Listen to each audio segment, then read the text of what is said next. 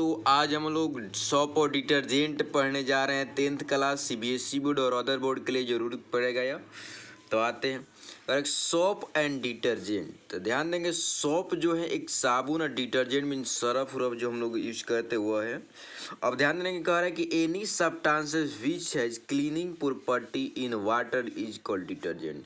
करी कोई भी मतलब कि क्लीनिंग प्रॉपर्टी होता है, मतलब कि उसको मतलब किसी सब चीज़ को साफ करने में, मतलब कि मैल को, जैसे कपड़ा में मैल के साफ करने को, तो उसको डिटर्जेंट बोलते हैं। Common soap is a typical detergent. Common soap होता है, टिपिकल डिटर्जेंट होता है। However the term detergent is apply the non सोपी सिंथेटिक डिटर्जेंट ओनली। कह रहा है कि उसमें केवल नॉन सोपी डिटर्जेंट अप्लाई किया जाता है। In the common language the when we talk of detergent we really means synthetic detergent. उसको सिंथेटिक डिटर्जेंट बोलते हैं। तो सोप का देखिए फार्मूला जो है आपका, fatty acid describe by the general formula of air. General formula ये होता है, मतलब फैटी एसिड ऐसे होता है C17H35COOH कंबाइन करेगा, तो यह पार्ट इसके साथ NaCHOH से कंबाइन करता है। तो यह यहाँ से हाइड्रोजन हटेगा और यह हटेगा, तो इसके साथ जुड़ जाएगा, तो बनेगा आपका मतलब कि यह कार्बन वाला केवल बता रहे हैं मेरे दोस्त। तो यह हो जाएगा आपका, यह पार्ट हो जाएगा। तो यह वाटर लवर ग्रुप बोलते हैं। तो यह आपका वाटर लवर ग्रुप है। यह पार्ट इधर जो आएगा, मतलब कार्बनिक जो ग्रुप है वह रिपल्सिव पार्ट है, क्योंकि यह आपको रिपेल करेगा वाटर को। अब बात रहा है कि स्मेल के, यह जो होता है मतलब जब इसका एथी बनता है, मिसल्स बनता है, तो आपको मिसल दिखाएंगे। अब आते हैं यहाँ पर देखने के लिए। चलिए, what are synthetic detergent. Synthetic detergent का है, तो कह रहा है कि अल्केन। अब सोपिफिकेशन जानते हैं, तो देखिए क्या होता है। Soap are prepared by the alkaline hydrolysis of the oil fatty acid. मतलब कि फैटी एसिड जो होता है, मतलब हाई क्वालिटी का जो फैटी एसिड होता है, जंतुओं से प्राप्त और एनिमलों से प्राप्त किया जाता है, तो उसमें हम लोग अल्कलाइन डालते हैं। मतलब कि सबसे अल्कलाइन जो होता है सोडियम हाइड्रोक्साइड ज़्यादा इस्तेमाल करते हैं। वहाँ से बनने के बाद जो बनता है हाइड्रोलिसिस बनता है, वहाँ में वाटर बन के निकल जाता है उसमें से, तो उसको हम प्रक्रिया को हम लोग कहते हैं सोपिफिकेशन कहते हैं, साबुन बनाने की प्रक्रिया। और साबुन बनाने की प्रक्रिया में आपको कहा था, जब भी हाई क्वालिटी जो फैटी एसिड है, ऑयल है, जंतु से और एनिमल प्राप्त, तो उसलिए हम लोग बनाते हैं। अब आते हैं कि डिटर्जेंट को बनाना है। तो डिटर्जेंट तो हम लोग को कहता है बहुत सारे तरीका से बनाया जाता है। अब इसमें जो उसमें यह ग्रुप के इस्तेमाल किया जाता था, यह कार्बन डबल OH का बॉन्ड का, मतलब कि यह आपको कौन बता सकते हैं कौन है। तो यह आपका हो जाएगा कार्बोक्सिलिक का समूह। तो इसमें सल्फोनिक का समूह का इस्तेमाल किया। देखिए सल्फोनिक एसिड है, इसको अगर तोड़ के देखा जाए तो ऐसे रहता है, जैसे सल्फ्यूरिक एसिड जो होता है इस तरह का रहता है, यह जुड़ा रहता है। तो यह आपको डिटर्जेंट में रहता है। यह खतरनाक होता है कि क्या होता है कि यह जो है साबुन जो बायोडिग्रेडेबल होता है या नॉन बायोडिग्रेडेबल होता है, और एक खतरनाक होता है, बहुत ज्वलनशील होता है। जैसे सरफ अगर हाथ में लेके पानी डालिएगा ना, तो वह क्या हो जाएगा आपका, मतलब कि गर्म लगेगा। अब कह रहा है कि इसमें जो सोडियम इन डोडीसाइक्लोबेंजोसल्फोनेट, यह जो है आपका long chain alkali most common detergent in the class. ये कॉमन डिटर्जेंट की इस्तेमाल हम लोग करते हैं। अब कह रहा है कि यह जो है आपका फार्मूला जो है सोप का, देख लीजिए इस तरह बताए हैं। लास्ट में इसका जो इस तरह का ग्रुपिंग रहता है, लास्ट में सीधे इधर कार्बन रहता है, इधर कार्बन ग्रुप रहता है आपको। अब देखिए कि यहाँ भी दिखाया दिया हुआ है, यहाँ भी आपका है, ये भी पार्ट आपका है। तो ये सोप का है। अब कह रहा है कि molecules of synthetic detergent has 2 end. इसमें 2 गो एंड रहता है। अब एक होता है कि हाइड्रोफोबिक, जो हाइड्रोफोबिक जो है यह पार्ट, यह क्या करेगा, यह वाटर को रिपल्सन करता है, यह वाटर को अट्रैक्शन करता है, इसलिए वाटर लवर ग्रुप इसको बोलते हैं, इसको वाटर रिपल्सिव ग्रुप। अब ध्यान देना जरूरी है कि जब वाटर लवर ग्रुप है तो यह ऐसे होता है, जब मिसल बनेगा तो इसको क्या काम होगा। देखिए मिसल थोड़ा दिखा दे रहे हैं। देखिए माने ग्रीस कभी कपड़ा पे मान लीजिए कपड़ा धो रहे हैं तो ऐसा ही प्रक्रिया होता है, मतलब कि जितना है ना यह ग्रुप जो है आपका, यह पार्ट ये अंदर रहता है, ये अंदर है। यह वाला जो पार्ट आपका है, यह पार्ट आपका ये बाहर रहता है, यह वाटर से रिएक्शन किया रहता है। यह जो है ना अंदर वाला पार्ट कार्बनिक पार्ट जो होता है, कार्बनिक पार्ट, यह का था मैल जो है आपके पास, मैल है, ग्रीस है, उससे रिएक्शन करता रहता है। और करके क्या होता है, फोर्स लगाकर वाटर खींच देता है तो मैल उसके साथ निकल जाता है इसी तरीके से। इसलिए मेरे दोस्तों जो भी अगर मान लें कि कपड़ा खींच रहे हैं तो क्या कर रहे आप धो रहे हैं तो उसको क्या कि पूरा उसको मतलब कि उसको इतना हाथ उसमें हिलाइए सर्फ डाल कर डिटर्जेंट, और उसके बाद उसमें से जो मतलब कि मिसेल्स निकल रहा था उसके बाद कपड़ा डालेंगे प्रेस की, क्योंकि वो आसानी से रिमूव होता है। जब मिसेल नहीं बनेगा तो इसमें क्या हो जाएगा, इसमें जो आपका मतलब कि वाटर लवर और का था मतलब कि मैल लवर जो है, मतलब कि ग्रीस लवर, वो अलग अलग नहीं हो पाएगा, और नहीं हो पाएगा तो कपड़ा साफ नहीं हो पाएगा। अब आते हैं, कह रहा है कि हाउ टू सॉप क्लीन और remove dirty from the dirty cloth, कैसे रिमूव करता बता दिए। तो यह जो पार्ट है ना यह मैल के साथ कंबाइन कर लेता है और यह पानी के साथ कंबाइन करता है। अब यह ऐसे प्रक्रिया बनता है, प्रक्रिया बनने के बाद जब फोर्स ज़्यादा वीक इसका स्ट्रॉन्ग ज़्यादा हो जाता है, आयनिक फोर्स स्ट्रॉन्ग ज़्यादा हो जाता है, तो यह क्या होता है इसके साथ यह मैल लेकर बाहर ही भाग जाता है और उसके बाद पहले कपड़ा साफ हो जाता है। अब यही प्रक्रिया से कपड़ा आपको आसानी से साफ हो जाता है। अब कह रहा है कि आपको यह प्रक्रिया जैसे कि देखिए यहाँ पर है, यहाँ से डर्टी ये पार्ट है, यहाँ से रिएक्शन किया, रिएक्शन करने के बाद पूरा ऐसे रिएक्शन कर लिया, पूरा पार्ट से गंदी से रिएक्शन कर लिया यह, और रिएक्शन करने के बाद वाटर के पास पूरा रिएक्शन देखिए ऐसे दिखा रहा है आपका रिएक्शन, आप पूरा कंबाइन कर लिया। यह जो पार्ट है आपको यह पार्ट ये दो पार्ट में दिखा रहा है, अच्छा से देखिए दो पार्ट में दिखा रहा है, तो ये वाटर ऐसा ही है यह। तो यह पार्ट का फोर्स ज़्यादा हो जाता है, आयनिक पार्ट का फोर्स का ज़्यादा हो जाता है, इसलिए क्या कहता है इस पूरा का पूरा घिंचाता है। तो यह घिंचाता है तो जो मैलिया रहता है उसको खींच के लेके भाग जाता है, जो मैल है इसको यहाँ से कपड़ा से उठा के लेके चल दिया। तो इस तरह से कपड़ा का होता है साफ़ हो जाता है मेरे दोस्तों, यही प्रक्रिया होता है। अब कह रहा है कि नेगेटिव चार्ज होता है micelles repel each other due to the का इलेक्ट्रोस्टैटिक रिपल्सन, कह रहा है कि नेगेटिव चार्ज दूसरे को रिपल्सन करता है, आई रिपल्सन के कारण वो बाहर निकल जाता है। द रिजल्ट द का thin tiny oil dirty particle do not come together and get wash away in water Devinder का था रीजिंग करते हैं उसको अलग अलग करते हैं तो बाहर निकल जाता है। अब कह रहा है कि non polar part of consist of long chain of 12 and 20 carbon atom, कह रहे कि लॉन्ग कह रहे कि non polar, polar means polarize नहीं हो सकता, नॉन पोलर हो जाएगा ये पोलर हो जाएगा। याद रखिए बात को, पोलर कौन से कहते हैं, यह पोलर पार्ट है यह नॉन पोलर पार्ट है। तो पानी के साथ ये रिपल्सन करता है या पानी के साथ अट्रैक्शन करता है।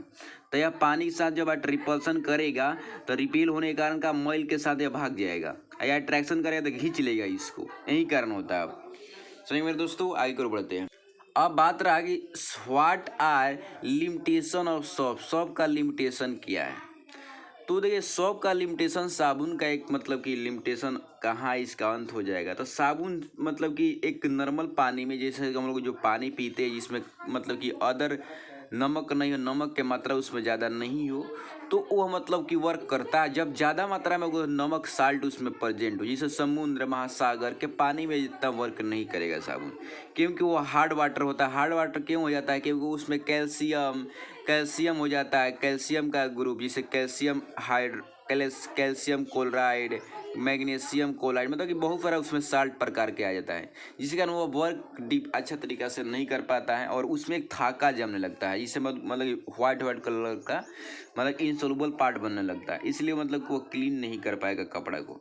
अब अगर सब do not act efficiently in the hard water, यह मतलब कि हार्ड वाटर में अच्छा तरीके से एक्ट नहीं करता। In the hard water due to the presence of calcium ion और मैग्नीशियम आयन या कैल्शियम साल्ट और magnesium salt, soap give the insoluble calcium कर इनसोल्युबल होता है and the magnesium fatty acid, fatty acid जो होता है तो फैटी एसिड ऑर्गेनिक है, ये सब इनऑर्गेनिक है, तो रिएक्शन किसे करेगा, नहीं करेगा।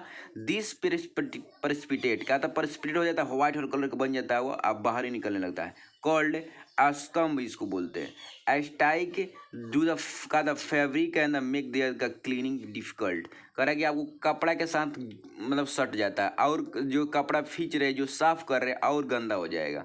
इसलिए सोप जो है ये आपका हार्ड वाटर के साथ रिएक्शन करके यह पार्ट बना लेता है, इनसोल्युबल पार्ट, और कहता है यह मतलब कि आपको साफ कपड़ा नहीं करने देता।